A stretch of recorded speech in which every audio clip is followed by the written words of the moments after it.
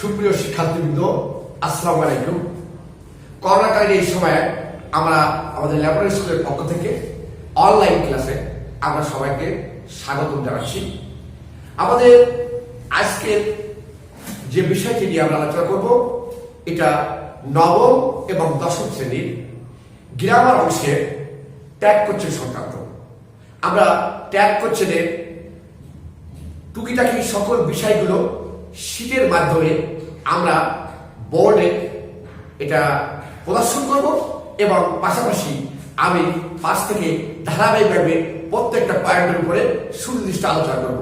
আশা করি শিক্ষার্থীরা যদি সঠিকভাবে ক্লাসটি ফলো করে, আমার বিশ্বাস তারা ট্যাগ কোশ্চেন সম্পর্কে একটি পরিপূর্ণ ধারণা তার পেয়ে যাবে।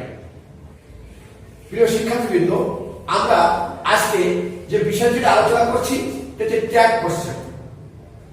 এখানে দেখো, ট্যাগ কোশ্চেন কথাটির শাব্দিক অর্থ হলো জুড়ে দেওয়া প্রশ্ন। ট্যাগ মানে হচ্ছে জুড়ে দেওয়া, আর কোশ্চেন মানে হচ্ছে প্রশ্ন। এই বাক্যের শেষে জুড়ে দেওয়া মিনি কোশ্চেন ট্যাগ কোশ্চেন পরিচিত। মিনি কোশ্চেন বলতে লাস্টের যে অংশটা, এটা এই শর্ট ফর্মে থাকে। এখন আমাদের ট্যাগ কোশ্চেন সম্পর্কে বেসিক প্যাটার্নটা কি হবে? ট্যাগ কোশ্চেনের বেসিক প্যাটার্ন হচ্ছে, কোশ্চেন ট্যাগে প্রধানত দু ধরনের প্যাটার্ন হয়ে থাকে। এ পজিটিভ স্টেটমেন্ট প্লাস এ নেগেটিভ স্টেটমেন্ট, এ নেগেটিভ স্টেটমেন্ট, এ পজিটিভ স্টেটমেন্ট। এর অর্থ হচ্ছে, যদি ট্যাগ কোশ্চেনের প্রথম অংশটা পজিটিভ স্টেটমেন্ট থাকে, তাহলে পরের অংশটা হবে নেগেটিভ স্টেটমেন্ট। আর যদি ট্যাগ কোশ্চেনের প্রথম অংশটা নেগেটিভ স্টেটমেন্ট থাকে, তাহলে পরের অংশটা হবে পজিটিভ স্টেটমেন্ট। এখন এর সাইন অফ ক্রিস্ট আমরা জেনে নিই, সাত কথাটা কি আসলে। মূল যে নিয়মটা, প্রথমত এক নম্বর রুল হচ্ছে, মূল সেন্টেন্সটি অপরিবর্তিত থাকবে, মানে যেটা লেখা থাকবে সেটা অবশ্যই বোঝাতে হবে। প্রতি সেন্টেন্স এবং ট্যাগ কোশ্চেনের মাঝখানে কমা ব্যবহৃত হয়, এটা কমা বসাতে হবে। ট্যাগ কোশ্চেনের সাবজেক্ট সবসময় প্রোনাউন হয়, কখনো নাউন দেওয়া যাবে না, অলওয়েজ প্রোনাউন ইউজ করতে হবে। ট্যাগের শেষে অবশ্যই একটা প্রশ্নবোধক চিহ্ন বসে। প্রদত্ত সেন্টেন্সে উল্লেখিত বিভাগ, হ্যাভ ভার্ব বা অন্যান্য অক্সিলারি ভার্ব ট্যাগের শুরুতে বসে। তবে অক্সিলারি ভার্বের উল্লেখ না থাকলে টেন্স অনুযায়ী অক্সিলারি ভার্ব ব্যবহার করতে হবে। যদি সেন্টেন্সের ভিতরে অক্সিলারি ভার্ব না থাকে, তাহলে সেন্টেন্সটি যে টেন্সে থাকবে সেই টেন্স অনুযায়ী ভার্ব হতে হবে। এখন আমরা খেয়াল করি যে ট্যাগ কোশ্চেন সাধারণত এই কন্ট্রাক্টেড ফর্মগুলো ইউজ হয়। যেমন যদি অ্যাবলাক থাকে, এটা ট্যাগ কোশ্চেন হবে আরেন্ট অথবা এইন্ট। যদি ট্যাগ কোশ্চেনে শ্যালমার্ককে বলবে শ্যান্ট হিসেবে, উইল নট হবে ওল্ড, ক্যান নট হবে কান্ট, ইজ নট হবে ইজেন্ট, আর নট হবে আরেন্ট, ওয়াজ নট হবে ওয়াজেন্ট, ওয়ার নট হবে ওয়ারেন্ট, have not হবে haven't, has not হবে hasn't, had not hadn't, do not don't, did not didn't, may not might not might, could not couldn't, would not wouldn't, need not needn't, dare not daren't, should not shouldn't। এই হচ্ছে tag কোশ্চেনে যখন আমরা question ট্যাগটি সম্পূর্ণ করব, তখন অবশ্যই আমরা শর্ট ফর্ম ইউজ করব।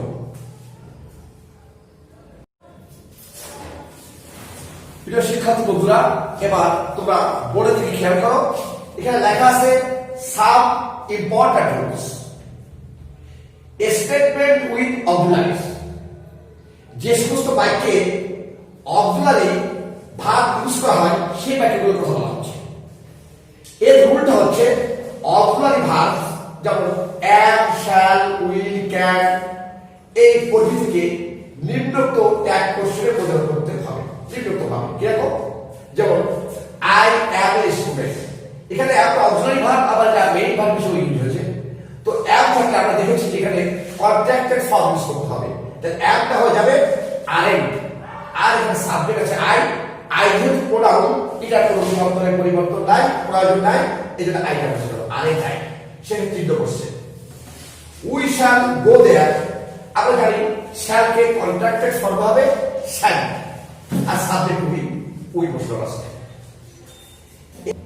স্টেটমেন্ট উইদাউট অবজেক্টিভস, অর্থাৎ যে সকল বাক্যে যে সকল স্টেটমেন্টে অক্সিলারি ভার্ব থাকবে না, এটা রুল হচ্ছে বাক্যে ভার্বের প্রেজেন্ট ফর্ম থাকলে ট্যাগ কোশ্চেন গঠন করার সময় ডু বা ডান। খেয়াল করি example, ice, flowers on water. এই বাক্যটিতে কোনো অক্সিলারি ভার্ব ব্যবহার করা হয়নি। যেহেতু ভার্বের সাথে এস আছে বা যদি ইয়েস থাকতো তাহলে বুঝতে হবে এখানে ডাজ ইউজ হবে, ডাজ। আর আইস, আইস একটা বস্তুবাচক শব্দ, এই জন্য আইসের পরিবর্তে ইট। বি বাক্যটি হচ্ছে birds fly in the sky. এটা একটা প্রেজেন্ট টেন্স উইদাউট অক্সিলারি। এখানে দেখা যাচ্ছে যে ভার্বের সাথে কোনো বাড়তি কিছু যোগ নাই, এই জন্য আমরা ডু ইউজ করতে পারি। যেহেতু এখানে কন্ট্রাক্টেড ফর্মে ডোন্ট হবে, কারণ এই স্টেটমেন্টটি অ্যাফার্মেটিভ স্টেটমেন্ট, এই জন্য ডোন্ট ইউজ করা হয়েছে। আর বার্ডস এটা একটা প্লুরাল নাম্বার, এই জন্য বার্ডস এর পরিবর্তে দে ইউজ করা হয়েছে। যদি এখানে বার্ড থাকতো তাহলে এখানে ইট হতো। এবার আসি আমরা রুল 3 তে। am, is, are, was, were যদি কোনো স্টেটমেন্ট এর মূল ভাব হিসেবে কাজ করে তাহলে ট্যাগ কোশ্চেন গঠন করার সময় প্রদত্ত ভাগগুলোই ব্যবহৃত হবে। 3 নম্বর রুলে আমরা দেখছি যে বিভাগগুলো বলা হয়েছে, দেওয়া হয়েছে। এই ভাগগুলো অক্সিলারি ভাগ, কিন্তু এই ভাগগুলো অনেক বাক্যে মেইন ভাগ হিসেবে ইউজ হয়। সেই বাক্যগুলো আমি এখানে দেখিয়েছি। যেমন এক্সাম্পল দেখি আমরা, মিস্টার আলিজ আউটস্পোকেন। এখানে ইসটা কোনো অক্সিলারি ভাগ নয়, এটা মেইন ভাগ। এখন ইজ থাকলে ইজেন্ট, আর মিস্টার আলী যেহেতু একটা নাউন, আমরা বলেছিলাম ট্যাগ কোশ্চেনে কখনো নাউন ইউজ হয় না, অলওয়েজ প্রোনাউন ইউজ করতে হয়। এই জন্য মিস্টার আলী একজন পুরুষ, এই জন্য মিস্টার আলীর পরিবর্তে he. You were in a festive mood. Were আছে কন্ট্রাক্টেড ফর্মে ওয়ারেন্ট, আর ইউটা যেহেতু প্রোনাউন আমরা ইউটা বসিয়েছি। রুল 4, বাক্যে ভার্বের পাস্ট ফর্ম থাকলে ট্যাগ কোশ্চেন গঠন করার সময় ডিড বা ডিডে বসে।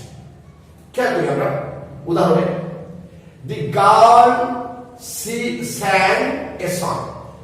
এটা একটা পাস্ট ইনডেফিনিট টেন্স, যেহেতু এখানে ভার্বের ফর্মটা ফার্স্ট ফর্ম sang, sing এর পাস্ট টেন্স sang, এই জন্য আমরা ইউজ করেছি ডিডেন্ট। আর গার্ল এই জন্য she, যেহেতু এই স্টেটমেন্টটা অ্যাফার্মেটিভ স্টেটমেন্ট, এই জন্য ডিডেন্ট হয়েছে। ইউ লুকড নার্ভাস, এই লুকটা ভার্বের ফার্স্ট ফর্ম, এই জন্য আমরা আবার ডিডেন্ট ইউজ করেছি। আর ইউ যেহেতু প্রোনাউন দেওয়া আছে, ইউটা ইউজ বসেছি। এবার ট্যাগ অফ ইম্পারেটিভস, এর অর্থ হচ্ছে আমরা জানি ট্যাগ কোশ্চেন ইম্পারেটিভ সেন্টেন্সে ট্যাগ কোশ্চেন হয়। এই বিষয়টা রুল নাম্বার 5 এ আমি আলোচনা করব। ইম্পারেটিভ সেন্টেন্সে কাউকে কিছু করতে বললে কোশ্চেন ট্যাগে উইল, উড, কান বসে। আমরা পরবর্তী শিক্ষিকা আলোচনা করছি।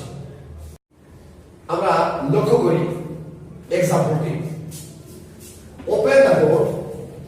কাউকে কোনো কিছু করতে বলা হয়েছে, এই জন্য ট্যাগ কোশ্চেন হবে will you. Shut the door, would you.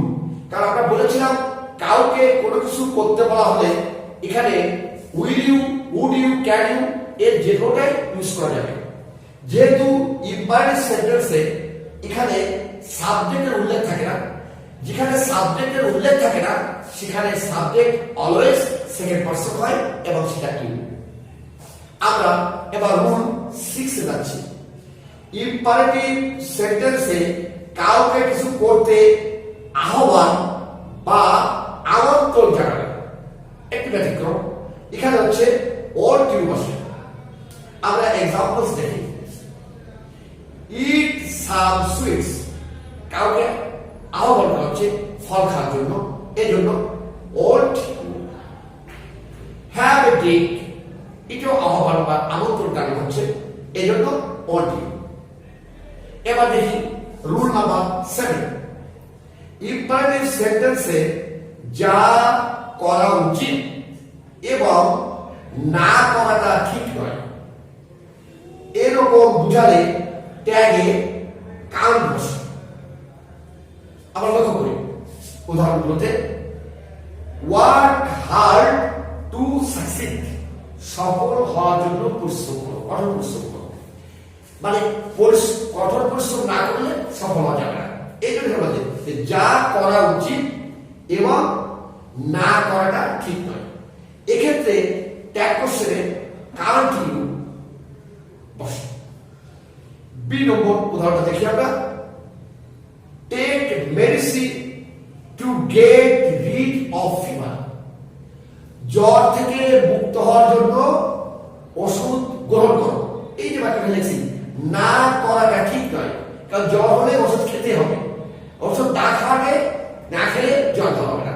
এরকম বাক্যে ইম্পারেটিভ সেন্টেন্সে আমরা ইউজ করব কান্ট ইউ, এখানে ইউজ করা হয়েছে কান্ট ইউ।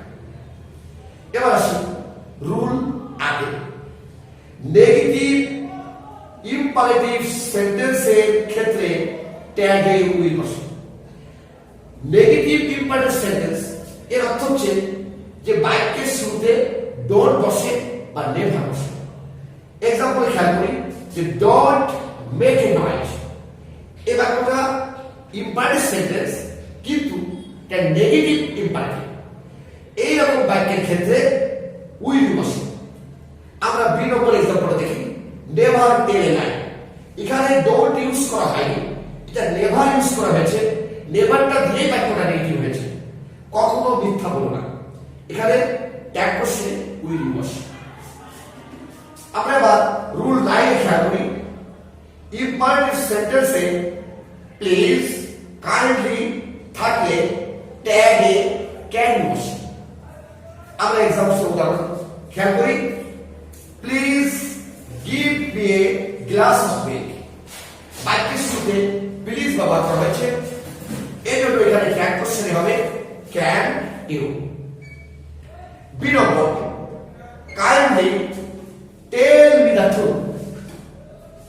এখানে বাক্যের শুরুতে কাইন্ডলি ব্যবহার করা হয়েছে, এই জন্য ট্যাগ কোশ্চেন হবে ক্যান ইউ। এবার ট্যাগ অফ এক্সক্লামেটরি সেন্টেন্স, বিশ্বাসযোগ্য বাক্যে আমাদের ট্যাগ কোশ্চেন হয়। আমরা রুল নাম্বার 10টা দেখি। এক্সক্লামেটরি সেন্টেন্সে অক্সিলারি ভার্ব ও সাবজেক্ট না থাকলে ট্যাগ কোশ্চেনে জেড হবে। প্রিয় শিক্ষার্থী বন্ধুরা, আমরা এক্সাম্পল খেয়াল করি। হাউ হোয়াট, এ বাক্যে সাবজেক্ট ওরা ভার্ব নাই, এরকম বাক্যের ক্ষেত্রে ট্যাগ কোশ্চেনে ইজেন্ট ইট হবে। মানে আসলে মূল বাক্যটা ছিল হাউ হোয়াট ইট ইজ, যেহেতু ইট ইজটা এখানে উল্লেখ নেই, এজন্য সাবজেক্ট এবং ভার্ব এটা যদি উল্লেখ না থাকে তাহলে অলওয়েজ এই ধরনের বাক্যে আমরা ইজেন্ট ইট ইউজ করব। বি হোয়াট ইট ইজ, আসলে সেন্টেন্সটি হওয়ার কথা ছিল হোয়াট ইট ইজ, যেহেতু সাবজেক্ট এবং ভার্ব উল্লেখ নেই সেক্ষেত্রে হবে ইজেন্ট ইট। এবার আমরা ট্যাগ কোশ্চেনে কিছু স্পেশাল রুলস এটা নিয়ে আলোচনা করছি। খেয়াল করি প্রিয় শিক্ষার্থী বন্ধুরা, rule 11, who cares, who loves, who saves, এই ধরনের বাক্যে ট্যাগে ডু তে হবে। যদি বাক্যের শুরুতে এই ধরনের স্টেটমেন্ট থাকে সেক্ষেত্রে অলওয়েজ ট্যাগ কোশ্চেনে বাক্যে ডু দে হবে। খেয়াল করি এর উদাহরণ বলতে, হু কেয়ারস, কে যত্ন নেয়, do they. Who saves our country, কে আমাদের দেশকে রক্ষা করে, ডু দে। তাহলে এই ক্ষেত্রে বাক্যে অলওয়েজ ট্যাগ কোশ্চেনে ডু দে বসবে। রুল 12, এবং যেসব বাক্যে সাবজেক্ট খুঁজে পাওয়া যায় না ওই ক্ষেত্রে ট্যাগে প্রোনাউন ইট হবে। প্রভাব বলতে আমরা বুঝি প্রভাব বাক্য, এবং যে সমস্ত বাক্যে সাবজেক্ট খুঁজে পাওয়া যাবে না সে সমস্ত বাক্যে আমরা ট্যাগ কোশ্চেনে প্রোনাউন হিসেবে ইট ব্যবহার করব। আমরা এক্সাম্পলটা দেখি। All that glitters is not gold. চকচক করলে শোনা হয় না, এটা একটা প্রবাদ বাক্য। এখানে আমরা সেটা ইউজ করেছি জেড ঠিক। এরপরে বিলম্বন, হু মাস কার্টেসি হু মাস খা, এটা একটা প্রবাদ বাক্য, আমরা শেষে ইউজ করলাম ইজেড ঠিক। এবার রুল 13, এখানে কিছু নেগেটিভ ওয়ার্ড আছে, আমরা খেয়াল করি। Hardly, scarcely, seldom, barely, little, few ইত্যাদি নেগেটিভ অর্থ প্রকাশ করে বলে ট্যাগে অ্যাফার্মেটিভ অংশদারি করবে। এই যে ওয়ার্ডগুলো লেখা আছে এই প্রত্যেকটা শব্দই নামবোধক শব্দ। তো এই শব্দগুলো যদি ট্যাগ কোশ্চেনে স্টেটমেন্ট অংশে ব্যবহার করা হয় তাহলে এর পরবর্তী অংশটা সবসময় অ্যাফার্মেটিভ হবে। আমরা উদাহরণে খেয়াল করি। হি হার্ডলি কামস হিয়ার। হার্ডলি অর্থ হচ্ছে কদাচিৎ, সে কদাচিৎ এখানে আসে। যেহেতু এই প্রথম স্টেটমেন্টটা এখানে কোনো নেগেটিভ সাইন নাই কিন্তু নেগেটিভ ওয়ার্ড ইউজ হয়েছে, এই জন্য আমরা পরের অংশ অ্যাফার্মেটিভ হয়ে গেল। ডাজ হি, আমরা এখানে ডাজেন্ট হি বসাতে পারছি না।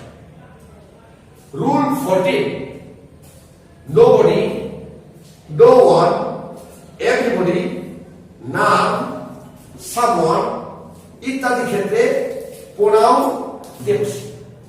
এই যে শব্দগুলো আছে এই শব্দগুলোর ভিতরে নেগেটিভ ওয়ার্ডও আছে, অ্যাফার্মেটিভ ওয়ার্ডও আছে। যেমন nobody, none, no one এগুলো নেগেটিভ ওয়ার্ড, everybody, someone এগুলো অ্যাফার্মেটিভ ওয়ার্ড। এখানে ট্যাগ কোশ্চেনে এই শব্দগুলো যদি থাকে তাহলে এর প্রোনাউনটা হবে দে। খেয়াল করি, এভরিবডি লাভস হিম, এটা একটা অ্যাফার্মেটিভ স্টেটমেন্ট। যেহেতু এভরিবডির পরিবর্তে দে বলবেন আর এটা অ্যাফার্মেটিভ স্টেটমেন্ট, এই জন্য ডোন্ট বলবেন। যদিও এখানে ভার্বের সঙ্গে এর বাই এস আছে, এখানে ডাজেন্ট হওয়া দরকার ছিল, কিন্তু এভরিবডি যেহেতু দের অর্থ প্রকাশ করে এই জন্য আমরা ডাজেন্ট ইউজ না করে ডোন্ট ইউজ করেছি। Point, nobody believes a liar, কেউ মিথ্যাবাদীকে বিশ্বাস করে না। এই নোবডি পরিবর্তে দে বসেছে, আর এখানে আমরা ডোন্টটা বসিয়ে ডু বসিয়েছি। ডু বসিয়েছি এই কারণে, কারণ নোবডি একটা নেগেটিভ শব্দ। এই যে আমরা বলেছি এক কোশ্চেনের আলোচনায় যে নেগেটিভ স্টেটমেন্ট হলে পরবর্তীতে অবশ্যই অ্যাফার্মেটিভ হবে। রুল 15, নাথিং, এনিথিং, সামথিং ইত্যাদির ক্ষেত্রে ট্যাগে প্রোনাউন ইট হবে।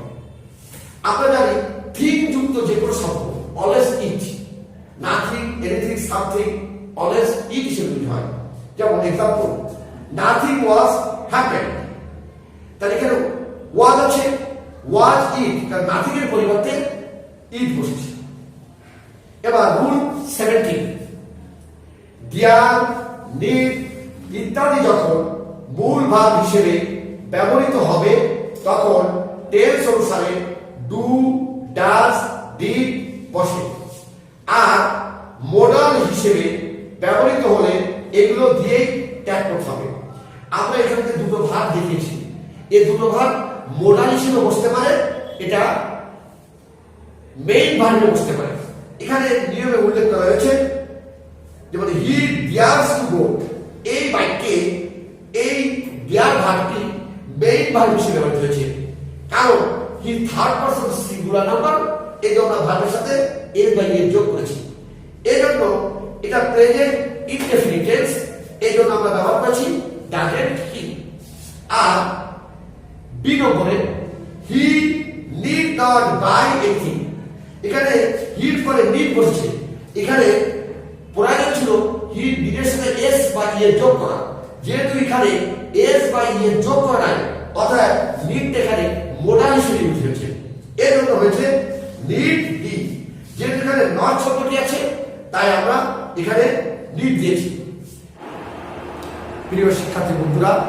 আজকে আমরা যে বিষয়টি নিয়ে আলোচনা করলাম, আশা করি তোমরা বুঝতে পেরেছ।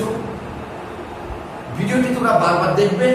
আর আমাদের যে গ্রামার বইটি আছে নবম এবং দশম শ্রেণীর জন্য, প্রত্যেকটা গ্রামার বইয়ের শেষ অংশে বোর্ড কোশ্চেনগুলো দেওয়া থাকে।